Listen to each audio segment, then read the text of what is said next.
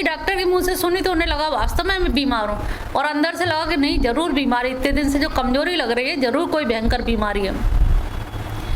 तो हमारी जो मानसिक सोच है, विचार है, इस विचार के हमें सजग प्रहरी बन के रहना पड़ेगा। आप जो विचार करते हो वो समझ लो कर्म रूप में वहाँ पर गिनती हो जाती है। ये मत सोचना किसी ने देखा नहीं है। अंदर कौन बैठा है? दृष्टा। दृष्टा जो बैठा है वो क्या कर रहा है? उसका नाम ही दृष्टा है। तुम सोच रहे हो कोई देख नहीं रहा और अंदर बैठा है दृष्टा, तो सोचो कैसे, कौन सही है भाई? दृष्टा का काम तो देखना है, वो तो तुम्हारी हर गतिविधि को देख रहा है, हर भाव को देख रहा है, भाव को भाव, हर चीज को देख रहा है। तुम सोच रहे हो कोई देख नहीं रहा, नाम ही उसका दृष्टा पड़ा है, सृष्टा नहीं है, दृष्टा है जो तुम्हारे अंदर बैठा। कहा ना कि ये जो शरीर है ये क्या है? पूरी एक शाखा है वृक्ष की, और शाखा में ऊपर जो है वो दृष्टा बैठा है, साक्षी है। दृष्टा भी है और साक्षी भी है, देखता भी है, फिर उसका प्रमाण भी देता है। ऐसा नहीं खाली देख ही रहा है तो गलत देख लिया होगा, उन्होंने कहा वो साक्षी भी है, प्रमाण भी देगा। और नीचे क्या है? जीवात्मा है। जीवात्मा क्या है? कर्ता और भोक्ता। करता है और फिर भोगता है, और जब भोगता है मीठे फल मिलता है तो खाने में जुटा रहता है, और जब खट्टे फल मिलता है तब देखता है कि अरे ये खट्टे फल कहाँ से आ गए, ये तो मैंने मांगे नहीं थे, लेकिन काम तो ऐसे ही किया था। तब फिर परेशान हो के बार बार खट्टे फल, हर दिन खट्टे फल खा खा के फिर परेशान दुखी हो के, जैसे हम लोग दुखी हो के कहाँ जाते हैं, तब आते हैं भगवान तुम ही हो। तो ऐसे ही वो दुखी हो के ऊपर देखता है, ऊपर वाले पक्षी की ओर, जो दृष्टा है और क्या है? दृष्टा है और साक्षी। जो दृष्टा और साक्षी है वो आपके किए हुए हर फल को गिन रहा है, देख रहा है, गणित लगा के सब वहाँ कैलकुलेशन हो रहा है। तो कभी ये मत सोचिए कि अंदर जो हो रहा है उसे होने दो, बाहर जो हो रहा है हम देखने में बहुत संभ्रांत व्यक्तियों में और बहुत अच्छे लोगों में हमारी गणना हो रही है, बस बनी रहे, सामाजिक प्रतिष्ठा बनी रहे, हम अंदर से कुछ भी बने रहें। लेकिन ईश्वर को जब जवाबदेही होना होता है वहाँ पर ये समाज की प्रतिष्ठा काम में नहीं आती। ये तो 4 दिन की चांदनी है, फिर अंधेरी रात है। तो यहाँ की प्रतिष्ठा से वहाँ की प्रतिष्ठा का कोई लेना देना नहीं है।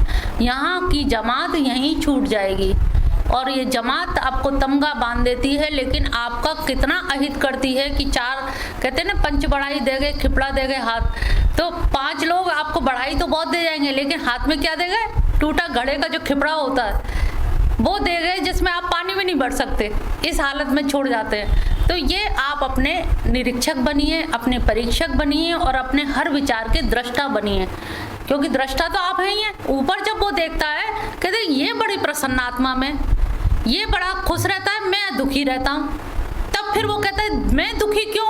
वहाँ से जिज्ञासा शुरू होती है, मैं खुशी क्यों नहीं हूँ, वैसे ही आनंद में क्यों नहीं हूँ? तब देखता है, तब उसकी फिर साधना शुरू होती है। जो साधक होते हैं, तो साधक कहाँ से? ठोकर खा के तो साधना में आते ना। जब देखा दुनिया में सगे नाते रिश्तेदारी देखे, कहते ना कि घर की नारी की का कहूँ, ये कर क्यों नारी ना है। तो जब देखे सगे नाते रिश्तेदार सब साथ छोड़ जाते हैं, मतलब में गरीबी में कोई अपना नहीं रहता, जब बिल्कुल अकेले हो जाते हैं, तब लगता है कि नहीं भगवान ही हैं और उनके पास जाना है, तो क्यों ना 4 भगवान के नाम ले लिए जाएं। इतनी हजारों नाम हमने पुत्र के नाम पुकारे होंगे, लेकिन आज हम पुकारते हैं तो वो आता तक नहीं है, क्योंकि बहू और बेटा उसके कहे में है। तो अब वो भी हमारे नहीं रहे, कोई अपना नहीं रहा, तो अब हम भगवान का नाम ले लें, लेकिन तब भी आप नाम पूरी वफादारी से नहीं लेते, बड़े दुखी होके बोझिल मन से कि क्या करें, जब कोई नहीं है तो तुम ही सही। भगवान भी कहते जब फ्री फंड में जब कोई नहीं मिला तब फिर हमें याद आते हैं। इसीलिए कहते हैं बुढ़ापे का भजन ना करके जवानी में भजन करना चाहिए, बाल्य अवस्था से ही भजन में लगना चाहिए, क्योंकि उस अवस्था का जो भजन होता है वो बहुत सुदृढ़ भजन होता है, जिससे फिर माया आपको प्रपंचात्मक जगत विचलित नहीं कर पाता।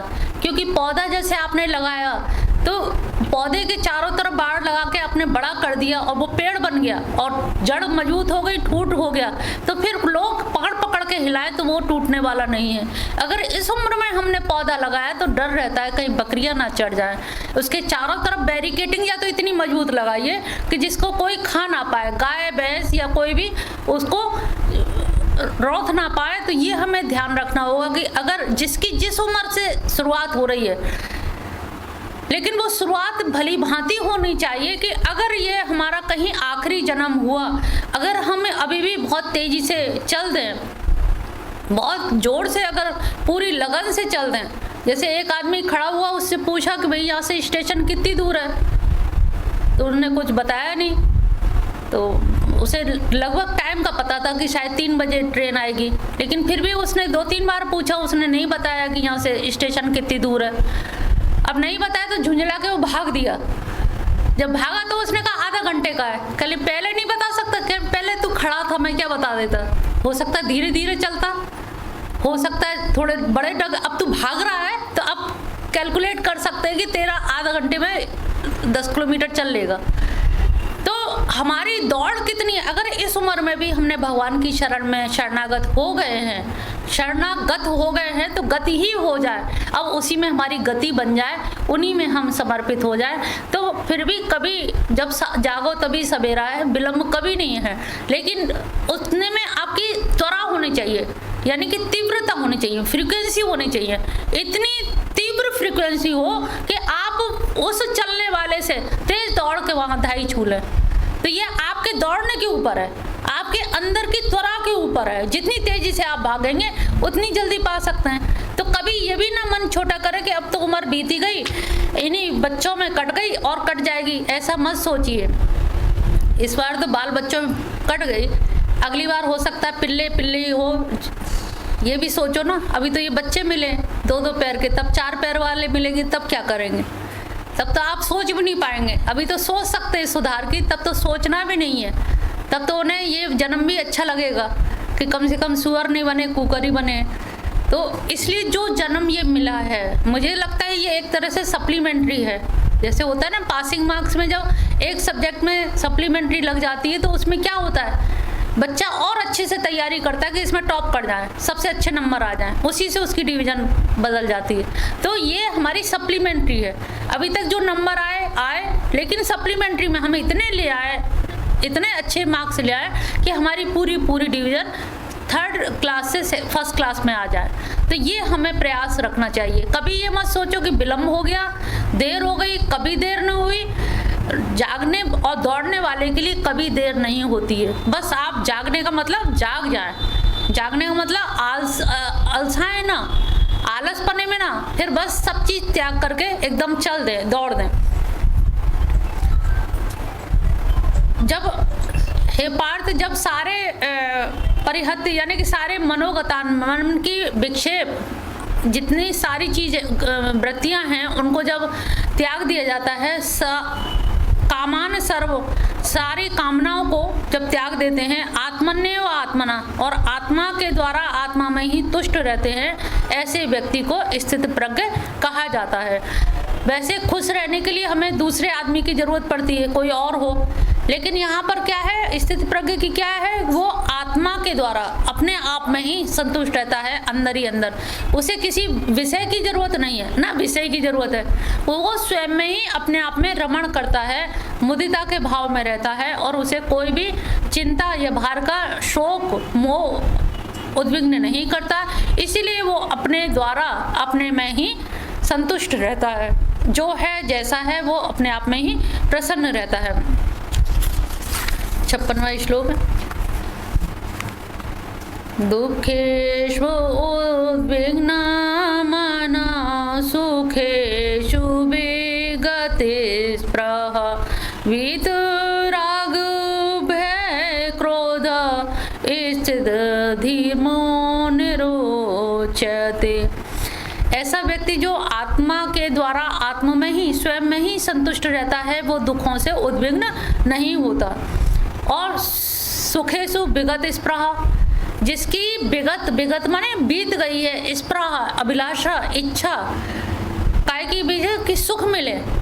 हम लोग सब क्या चाहते हैं, भगवान दुख मत देना, लेकिन यहाँ पर स्थिति प्रज्ञ क्या है, वो दुखों में भी अनुद्विग्न यानी कि उद्विग्न नहीं होता। वो सोचता है मैंने जैसे ही कर्म किए वैसे ही फल मुझे मिल रहा है, इसमें ना भगवान का दोष है। और हम लोग क्या करते हैं, जब हमारी कोई गलती हो जाती है तो हम दूसरों पे आरोप लगाते हैं, तुमने समय से नहीं जगाया, तुमने ऐसा नहीं किया, तुमने वो नहीं। पूरी जिंदगी हम अपने लोगों को भी ताने देते रहते हैं। घर में भी कलेश क्यों होते हैं, क्योंकि अपनों को ताने दे दे के उनको टॉर्चर करते रहते हैं, तुमने ये नहीं किया, तुमने वो नहीं किया। हमने किसके लिए क्या किया ये हम भूल जाते हैं। तो हम करना नहीं चाहते, लेना चाहते हैं। तो जहाँ पे अधिकार की डिमांड होती है कि नहीं अधिकार है तुम्हें इतना होना चाहिए, लेकिन हम कर्तव्य का बोध नहीं रखते हैं। तो ऐसी जगह पर उन्होंने कहा कि जो व्यक्ति दुखी होकर भी उद्विग्न नहीं होता, उद्विग्न है और स्पृहा नहीं होती, यानी कि एक इच्छा स्पृहा या अंदर से ये तृष्णा कहिए कि उसे सुख पाने की अभिलाषा भी नहीं होती है। सुख मिले तो भी तेरा, दुख मिले तो भी तेरा, काल आगे मेरा। तो दुख सुख सब उसके हैं। जब ये सोच लेंगे, दुख में भी जब उनकी कहते हैं ना कि ये गम भी कितना अजीज है कि तेरी ही दी हुई चीज है, तो गम को भी अगर ये सोच लो कि ये तेरी ही दी हुई तो है, तेरी दी हुई चीज है, तो ये गम अजीज है इसीलिए। और कुंती ने तो हमेशा दुख ही मांगा कृष्ण भगवान से। उन्होंने कहा भी कि बुआ ये क्यों मांग रही हो, उन्होंने कहा कन्हैया तुम दुख में पास में रहते हो, दुख में आप जब ईश्वर को याद करते तो कितनी तन्मयता होती है। फिर ना बच्चे का पास खेलना, ना किसी का बुलाना, ना कोई फोन, ना कोई बात करना, कुछ नहीं अच्छा लगता, क्योंकि हम दुखी हैं। दुखी इसीलिए दुखी होना अच्छा होता है क्योंकि भगवान की स्मृति सतत और निरंतर है और तीव्रता से आती है।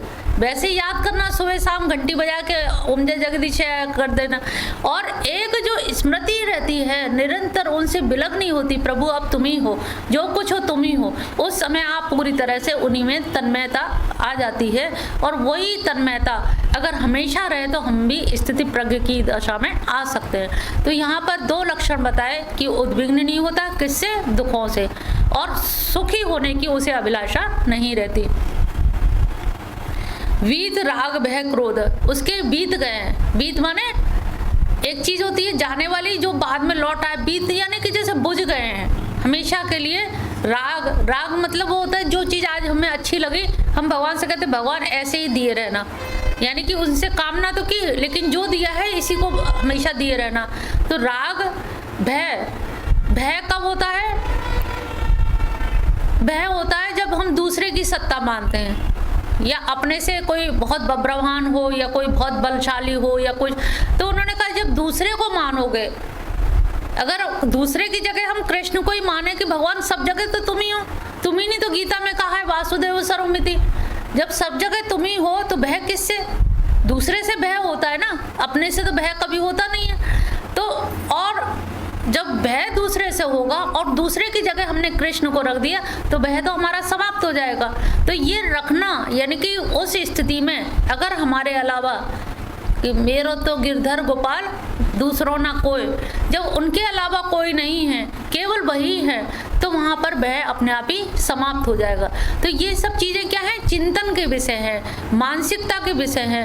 आप कैसे विचारधारा अपनी बनाते हैं, क्या सिद्धांत आप अपने मन में लेकर के चल रहे हैं। आप जो सिद्धांत लेके चल रहे हैं उन्हीं सिद्धांतों की और से आपका जीवन बनता है, जीवन चरित्र बनता है, आपका गृहस्थ बनता है, और उसी विचारधारा से आपका भावी भविष्य बनता है।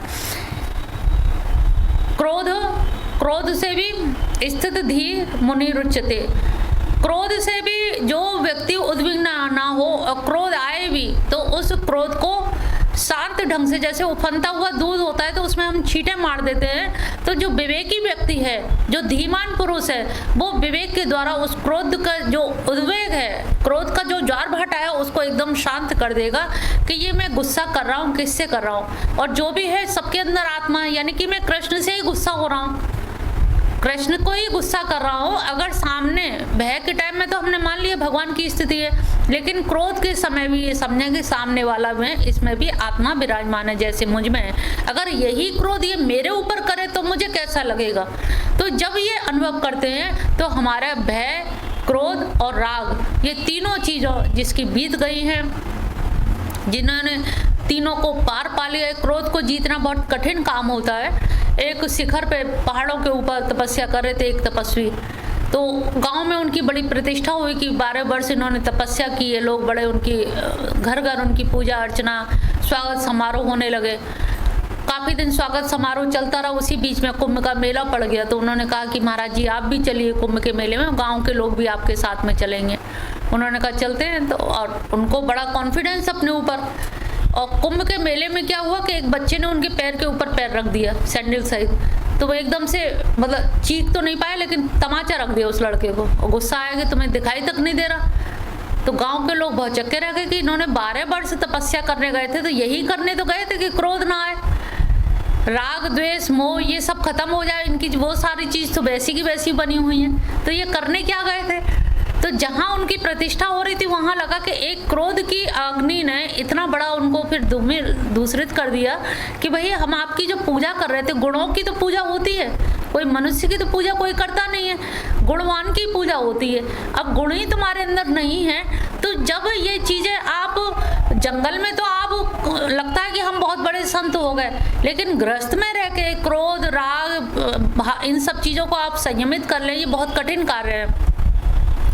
तो इन जो स्थिति प्रज्ञ होता है वो व्यक्ति हर परिस्थिति में ये जो लक्षण बताए हैं, ऐसा नहीं कि बहुत से लोग कहते हैं मैंने आज दिन भर भोजन नहीं किया, 1 महीने से फलाहारी हैं, या 1 महीने से हमने भोजन नहीं किया, इतने दिन हो गए।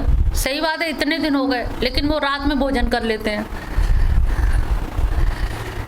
तो बहुत से लोग हैं, तो दिखाने को रामकृष्ण परमहंस ने यह भी बहुत अच्छा कहा है कि वैसे तो दिन में तो सभी संत होते हैं, संत उसको जानिए जो रात में भी संत हो। भाई दिन में तो हर व्यक्ति संत है, या यहाँ पे बैठ के कौन नहीं अच्छी बातें करेगा, सभी सदाचारी होंगे, सभी नैतिकता की ईश्वर की बात करेंगे, सभी अच्छी। लेकिन हम एकांत में रात्रि के अंधेरे में भी अगर वो संत हैं, रात्रि के अंधेरे में अगर उनको लगता है कि वास्तव में उतने ही संयमित हैं जितने दिन के उजाले में, तो उसी व्यक्ति को आप संत कहिए। तो दिन में तो हर व्यक्ति संत है, ये मान के चलिए। रात में भी जो संत होता है उसी की संतता मानी जाती है। तो उन्होंने कहा रामकृष्ण परमहंस ने कि साधु उसी की पूजा करिए, उसी साधु की पूजा करिए जिसको आपने 24 घंटे देख लिया हो। दिन में देखा हो तो वो उपवासी हो सकता है, दिन में देखा हो तो अक्रोधी हो सकता है, वीतरागी बन सकता है, लेकिन 24 घंटे जब देख लो तब उसको साधुता ही जानिए, उसी को आप साधु जानिए जिसके 24 घंटे देख ले। 12 घंटे देख के साधु मत मान लीजिएगा, 12 घंटे में तो साधु सभी रह सकते हैं। 57वां, या सर्वत्र नभिस्नेहस्तत् प्राप्य शुभाशुभ नाभिनन्दति ना दृष्टि तस्य प्रज्ञा प्रतिष्ठिता। जो व्यक्ति ना तो अभिनंदन के अभिलाषी है कि मुझे प्रतिष्ठा मिले या अभिनंदन मेरा स्वागत करा जाए, या शुभ अशुभ जो भी कर्म है उन कर्मों का जो फल मिलता है शुभ अशुभ फल से भी वो उद्विग्न नहीं होता। उसको लगता है कि जो किया है जैसा किया है इसमें ना भगवान दोषी हैं। आपको बहुत सारे लोगों को कहते हैं कि भगवान बड़ा अन्यायी है, उनको इतना रूपवान, इतना धनवान, इतना गुणवान और हमें ऐसा बना दिया, हमें धन नहीं दिया। तो ये सारी चीज़ें जैन दर्शन तो मानता है कि आपकी लंबाई, ऊंचाई, रूप, रंग, वर्ण, कोक, ये सब आपके कर्मों से डिसाइड होती है। आपके कर्म ही निश्चय करेंगे किस कुल में, किस गोत्र में आप जन्म लेंगे, किस वर्ण के आप होंगे, आपका रंग रूप क्या होगा, आपकी जाति धर्म क्या होगा, ये सब कुछ आपके अपने, किस कोख से जन्म लेंगे, किस माँ के गर्भ में आप जाएंगे, ये सब आपके कर्मों से ही विधान बनता है। इसमें भगवान का कोई पक्षपात नहीं है, केवल कर्मों का सिद्धांत ऐसा है जिससे आपका प्रारब्ध बनता है और प्रारब्ध के अनुसार ही आपको वो कोख मिलती है जिस परिवार में आपका जन्म होता है उसमें प्रारब्ध अनुसार सबके सब आपको ऋणानुबंधन, जिन जिन का ऋण आपने लिया होता है या जिनसे ऋण चुकाना होता है, उन सब के समीकरण भगवान ऐसा एक परिवार दे देते हैं। आप जो है, आपके यहाँ पुत्री है तो आप विवाह करके ऋण चुका रहे हैं, बेटा है वो आपकी संपत्ति लेके, आपने अपने पिता की संपत्ति ली। तो ये जो लेना और देना है, कोई अपनी जीवन की कमाई पुत्र को क्यों दे देता है? क्योंकि उसका चाहिए, उसने कभी लिया होगा, वो उसको उधार लेकर आया और नहीं दे पाया तो उसको चुकाना है। तो समाज में, संसार में, घर में जो भी नाते रिश्ते हैं ये सब ऋणानुबंधन है, ऋण के ही अनुबंधन है। ऋण चुकाने में लोग लगे हुए हैं। इसको हम सोचते हैं उसने हमारा ये ले लिया, उसने ज़मीन मार ली, उसने धन दौलत ले ली, इसने वो ले लिया। तो ये सारी जो चीज़ हैं ये ऋणानुबंधन के अनुसार ये सोचे कि हमें चुकाना है और हमें ये कार्य करना है। और जब ये सोचेंगे कि ऋणानुबंधन चुकाना है, इसी की वजह से हम एक दूसरे के भाई बहन या माता पिता या जो भी रिश्ते बने हैं ये केवल हमारे कर्मों के आधार पर ही बने, और इसमें और कोई भगवान का कोई इसमें योगदान नहीं है। वो केवल शासक है, नियंता है, नियामक हैं। वो जैसे शतरंज के खिलाड़ी होते हैं ना, कौन गोट कहाँ रखनी कैसे, वो समीकरण बनाते हैं कि किसका ऋण। इसमें कहा जाता है जैसे हम जो कर्म करते हैं तो एक शब्द आता है कर्म फल विपाकोन्मुख। जो कर्म करते हैं तो कर्म क्या होता है, जैसे आप लोग जन्माष्टमी पे पाक बनाते हो ना, चाशनी में क्या करते हैं, मेवा डाल देते हो, और जब वो ठंडी हो जाती है तो मेवा फिर निकालना चाहो तो नहीं निकलेगी, उसमें फंस जाती है, बीज है, गरी है, ये मखाने हैं। तो इसी तरह से ये चाशनी की तरह से हमारे कर्मों को प्रलय होने के बाद कर्मों को पकाया जाता है। और कर्म जब पक जाते हैं तो पकने के बाद वो फलोन्मुख, जैसे कोई आम अमियाँ लगी हुई है और वो जब पक जाती है, अमियाँ वैसे तोड़ो तो पत्थर से नहीं टूटेगी, लेकिन जब आम पक जाता है तो वो अपने आप टप्पू से गिर पड़ती है। तो ऐसे ही जीव के कर्म विपाक हो जाते हैं, विपाक यानी पक जाते हैं। तो पकने के बाद फलोन्मुख, फल देने के लिए उन्मुख हो जाते हैं। तब क्या होता है, जो प्रलय होती है, प्रलय क्या है, सत रज तम, प्रकृति के 3 गुण माने गए हैं, सतोगुण, रजोगुण और तमोगुण। और तीनों गुणों की जो साम्य अवस्था उसी को प्रकृति कहते हैं। प्रकृति क्या है, तीनों गुणों की साम्य अवस्था। और सतोगुण का लक्षण क्या है, श्वेत है, हल्का है, प्रकाश में है। रजोगुण क्या है, चंचल है, लाल रंग का है। और तमोगुण क्या है, काला है और मंदमती है, स्थिर है, आलसी है। तीनों गुणों की जो साम्य अवस्था है उसको प्रकृति कहते हैं। जब साम्य अवस्था हो गई तो उसमें से जब फल पकने के करीब हो जाते हैं, फल टूटने को तैयार है, मिलने को तैयार है, तब जो रजोगुण है उसका जो चांचल्य है वो एकदम से फट पड़ता है। जैसे कहीं कहीं जैसे देखा ना, सड़क पे एकदम जमीन धंस गई, सड़क या जमीन फट गई, तो इसी तरह से तीनों गुणों की साम्य अवस्था बिल्कुल समतल है। जैसे ये टेबल समतल है, अब इसके बीच में से कोई चीज़ निकल पड़े तो जो रजोगुण है वही निकलता है। रजोगुण का गुण क्या है, चंचल, जो चंचल होगा वही निकलेगा। जब चंचल वो फूट पड़ता है बीच में से, जैसे नहीं पानी कभी कभी आ जाता है या बादल फट गए या धरती फट गई, तो उसमें बीच में से जो रजोगुण आता है उस रजोगुण से ही फिर ये सारे जीवों की सृष्टि हो जाती है। और ये सृष्टि, क्योंकि प्रकृति में तीनों गुण है इसलिए हर मनुष्य में भी यही 3 गुण आते हैं।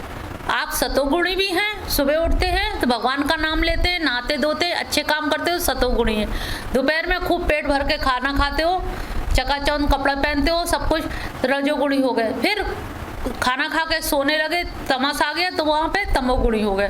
तो एक व्यक्ति में तीनों तरह के गुण पाए जाते हैं, और तीनों गुण का भी ये एक गुण है कि वो एक दूसरे को दबाने में लगे रहते हैं। सतोगुण के ऊपर रजोगुण हावी हो जाएगा तो आपका मन करेगा चलो कहीं घूम आते हैं, पिक्चर देखाएं, कुछ खा पी के आए। तमोगुणी कहेगा अरे सो जाओ, दोपहर हो रही, कहाँ जाएं, क्या है। अब ये अंदर ही अंदर बात चल रही है। तमोगुण का प्रभाव होगा तो वो कहेगा सो जाओ, कौन जाए मिशन में, वहाँ बैठना पड़ेगा। रजोगुण कहेगा अरे 4 लोगों से मिलाएंगे, इसी बहाने मिलना बोलना बैठना हो जाएगा, घर में तो पड़े ही रहना 6 दिन। सतोगुण कहेगा नहीं आज तो हम पढ़ेंगे, गीता के श्लोक देखते हैं गीता में है क्या। तो काम तीनों कर रहे हैं हर व्यक्ति के अंदर, चाहे वो कैसा अनपढ़ गंवार व्यक्ति हो या पढ़ा लिखा हो। अमीर हो गरीब हो, सब में ये तीनों गुण लगातार काम कर रहे हैं। और तीनों गुणों का लक्षण क्या है? अभिभव, पटक नहीं देते रहते, पटकते हैं। मल्ल विद्या नहीं होती, मल्ल युद्ध की तरह एक दूसरे को दबाने में लगे रहते हैं। और दबाने में लगे रहते हैं इसीलिए कहा जाता है सत्संग करो। जब सत्संग का बात करते हैं तो आप क्या करते हैं? सत्संग की बात करेंगे।